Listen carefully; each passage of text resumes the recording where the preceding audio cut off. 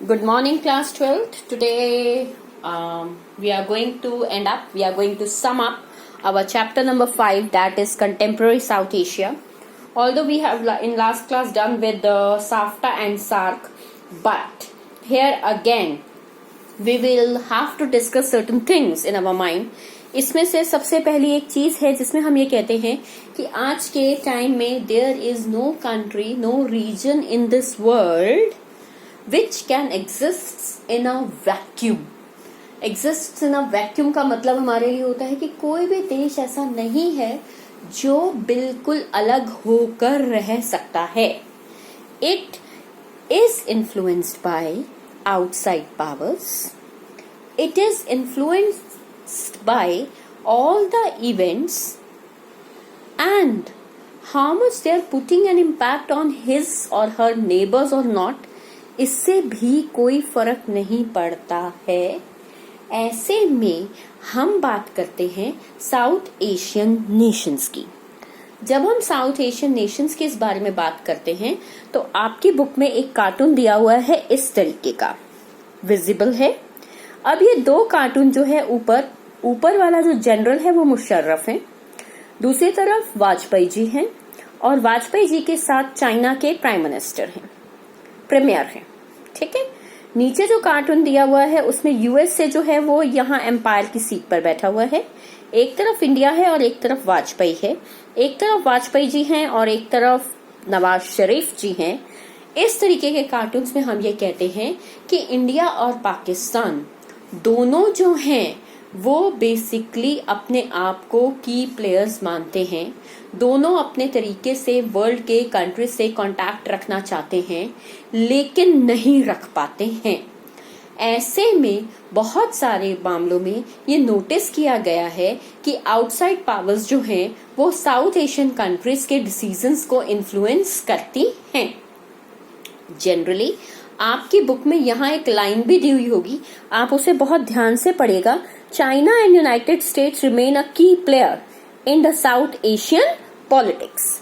अब ऐसे में अगर मैं बात करूं कि इंडिया ने आजादी के बाद क्लोज रिलेशनशिप्स बनाए विद यूएसएसआर तो अल्टीमेटली यूएसए तुरंत सपोर्ट देने के लिए पहुंच गया टू पाकिस्तान.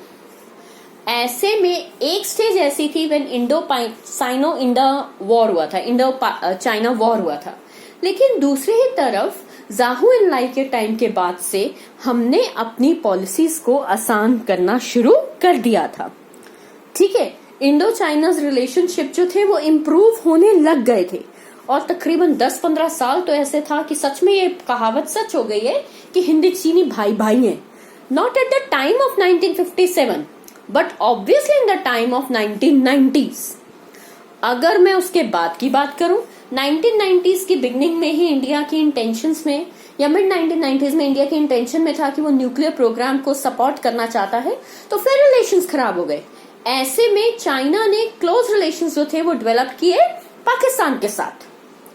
कुछ दिन पहले ही जब हमारे इंडिया और पाकिस्तान के रिलेशंस खराब चल रहे थे तो हम उसमें कह रहे थे कि चाइना कुछ भी नहीं बोलेगा. क्यों चाइना कुछ नहीं बोलेगा? क्योंकि उसका एक ट्रेड कॉरिडोर जो है वो पाकिस्तान से होकर जाता है और उसे पाकिस्तान की सपोर्ट है. और पाकिस्तान भी इंडिया के अगेंस्ट कॉन्स्पिरेसी तभी तक कर पाता है जब उसे पता होता है कि चाइना उसकी सपोर्ट में स्टैंड बाय ले सकता है. रिजल्ट, हमारे देश में सिर्फ साउथ एशियन पॉलिटिक्स आपस के रिलेशनशिप्स के ऊपर निर्भर नहीं करती हैं, बाहर की भी कुछ पॉलिसीज जो हैं वो एक मेजर रोल प्ले करती हैं. सिमिलरली अगर हम बात करते हैं तो एक बार और दोबारा हमें याद रखना चाहिए इकोनॉमिक टर्म ग्लोबलाइजेशन को. When we talk about globalisation, यहां दिया हुआ है. ठीक है. जब भी हम बात करते हैं ग्लोबलाइजेशन के तो इंडिया पाकिस्तान के रिलेशंस फिर सुधरने लगे क्योंकि दोनों कंट्रीज को फिर शायद चांस मिला कि वो साउथ ईस्ट एशियन कंट्रीज के साथ, वो वेस्टर्न कंट्रीज के साथ ट्रेड कोलैबोरेशंस में जा सकती हैं. अगर मैं नॉर्मल बात कर रही हूं कि साफ्टा वॉज साइंड, तो साफ्टा जो था that came into existence in the year 2004 and SAFTA agreement was signed by the year 2006. Now what does it suggest? It suggest कि इट ओनली डिपेंड्स कि ग्लोबलाइजेशन जब अपनी पीक पर पहुंचने लगा तब भी बेसिकली इंप्रूवमेंट्स आने लगे। इसके अलावा हम कहते हैं role of United States of America, the role of USA. जब भी हम यूएसए की बात करते हैं तो हम कहते हैं cold war came to an end. Again हम सबको पता है that cold war came to an end by the year 1991। At this time America की जो इन्वॉल्वमेंट थी, यूएसए की जो इन्वॉल्वमेंट है साउथ एशियन कंट्रीज में बहुत ज्यादा बढ़ गई। ठीक है, इन्वॉल्वमेंट बहुत ज्यादा बढ़ गई। यूएसए उस समय इसलिए नहीं मेंटेन करना चाह रहा था कि उसे इंडिया या पाकिस्तान से हमदर्दी थी। यूएसए दोनों ही एशियन जायंट्स, यहाँ एशियन जायंट से मतलब इंडिया एंड पाकिस्तान है, दोनों के साथ अच्छे रिलेशंस बनाना चाहता था, क्योंकि कोल्ड वॉर होने के बाद ये बहुत जरूरी था कि वो अपनी इकोनॉमी को एकदम हाइट्स के ऊपर ले जाए। ऐसे में यूएसए ने की रोल भी प्ले किया, उसने मीडिएटर की तरह भी एक्ट किया कि इंडिया पाकिस्तान के रिलेशनशिप्स को नॉर्मलाइज किया जा सके। बहुत सारे इकोनॉमिक रिफॉर्म्स जो कि लिबरलिज्म के ऊपर बेस्ड थे, साथ ही साथ दोनों ही कंट्रीज के बीच में ये था कि रिलेशनशिप स्ट्रांग हो सकते हैं। यूएसए ने अपनी तरीके से अपनी तरफ से बहुत सारी ट्रीटीज को साइन किया। बहुत सारा साउथ एशिया का एक हिस्सा यूएसए के लिए बेनिफिटेड इसलिए है क्योंकि साउथ एशिया की मार्केट बहुत बड़ी है।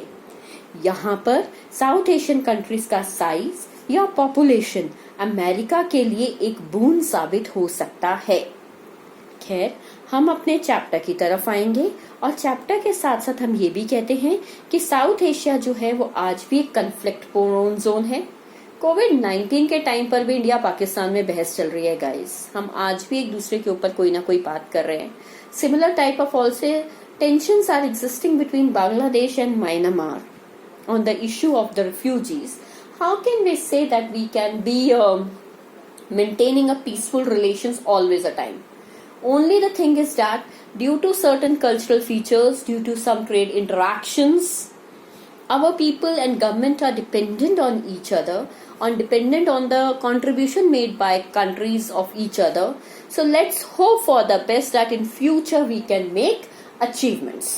इसी के साथ ही हमारा चैप्टर जो है ऑलमोस्ट खत्म होता है। एक आपकी बुक में टाइमलाइन दी हुई है और टाइमलाइन के साथ साथ एक कार्टून दिया हुआ है कुछ इस तरीके का।